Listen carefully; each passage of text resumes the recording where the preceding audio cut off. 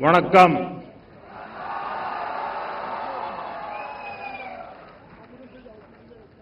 இனிய பொங்கல் நல்வாழ்த்துக்கள்.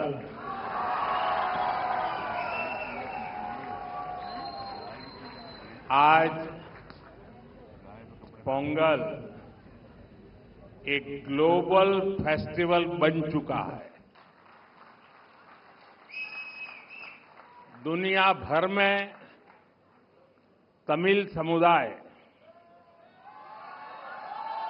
और तमिल संस्कृति से प्रेम करने वाले लोग इसे उत्साह के साथ मनाते हैं. उसमें मैं भी एक हूं.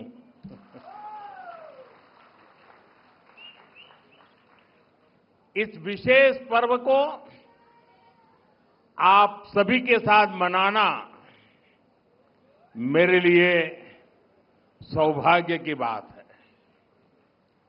हमारे तमिल जीवन में पोंगल एक सुखद अनुभूति की तरह है. इसमें अन्नदाता की मेहनत, धरती और सूर्य के प्रति आभार का भाव है.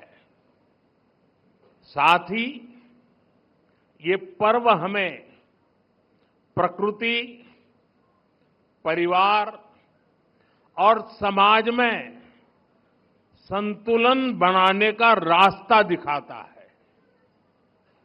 इस समय देश के अलग अलग हिस्सों में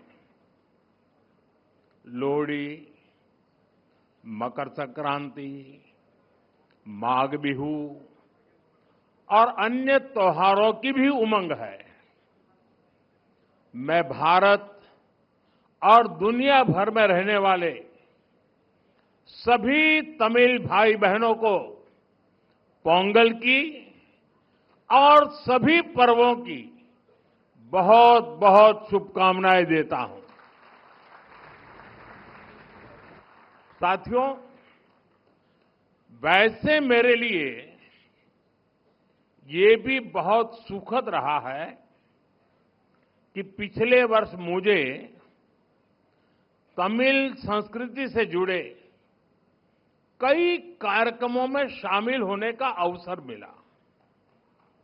मैंने तमिलनाडु में 1000 साल पुराने गंगईकोंडा चोलापुरम मंदिर में पूजा की.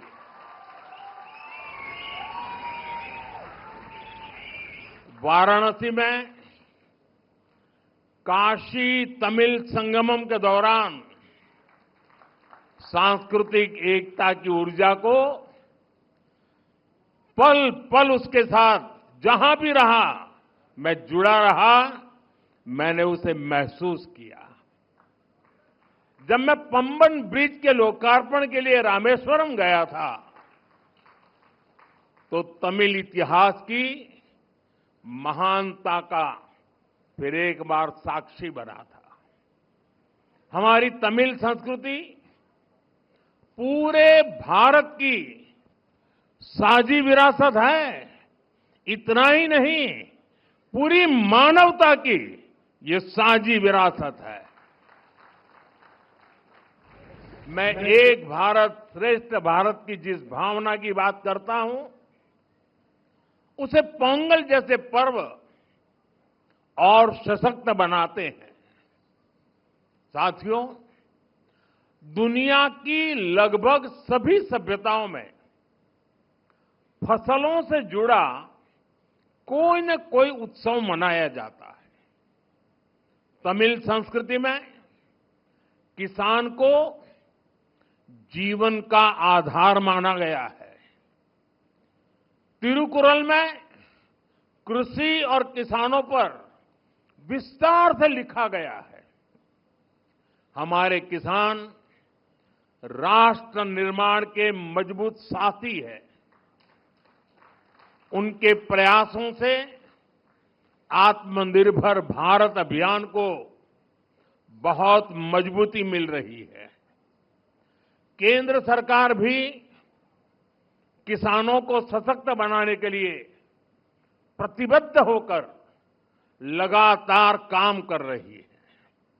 साथियों, पोंगल का त्योहार हमें प्रेरित करता है कि प्रकृति के प्रति आभार केवल शब्दों तक सीमित न रहे, उसे हम जीवन शैली का हिस्सा बनाएं। जब ये धरती हमें इतना कुछ देती है, उसे संजोने का दायित्व भी हमारा है। अगली पीढ़ी के लिए मिट्टी को स्वस्थ रखना, पानी को बचाना और संसाधनों का संतुलित उपयोग करना सबसे जरूरी है। मिशन लाइफ, एक पेड़ मां के नाम, अमृत सरोवर जैसे हमारा अभियान इसी भावना को आगे बढ़ाते हैं। हम खेती को अधिक सस्टेनेबल और पर्यावरण के अनुकूल बनाने के लिए निरंतर काम कर रहे हैं। आने वाले समय में सस्टेनेबल खेती के तरीके, वाटर मैनेजमेंट, मैं तो लगातार कहता रहा हूं, पर drop more crop, natural farming, agritech और वैल्यू एडिशन की भूमिका बेहद महत्वपूर्ण है।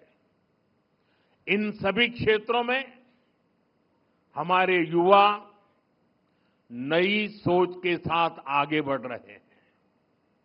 कुछ ही महीने पहले मैं तमिलनाडु में नेचुरल फार्मिंग से जुड़े एक सम्मेलन में शामिल हुआ था, जहां मैंने देखा कि हमारे तमिल युवा कितना बेहतरीन काम कर रहे हैं।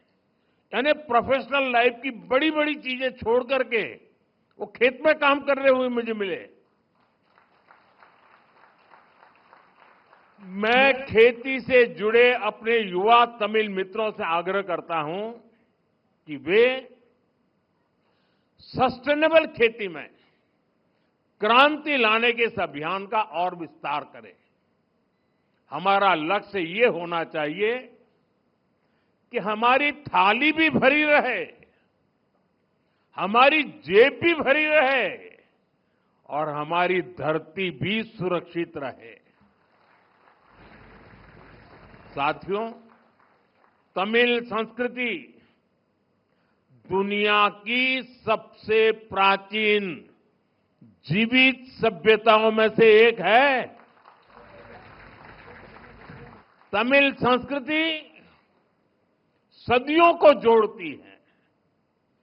वो इतिहास से सीखकर वर्तमान को आगे का रास्ता दिखाती है। इसी प्रेरणा से आज का भारत अपनी जड़ों से शक्ति लेकर नई संभावनाओं की ओर आगे बढ़ रहा है। आज पोंगल के इस पावन अवसर पर हम उस विश्वास को महसूस कर रहे हैं जो भारत को आगे बढ़ा रहा है।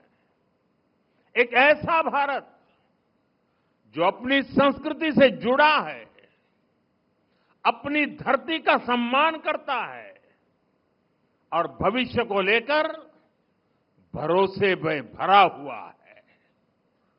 इनिय पोंगल नलवा कड़कतुक्कल,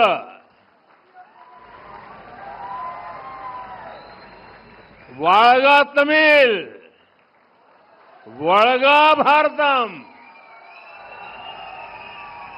एक बार फिर आप सभी को पोंगल की बहुत बहुत बधाई, बहुत बहुत धन्यवाद। वणक्कम।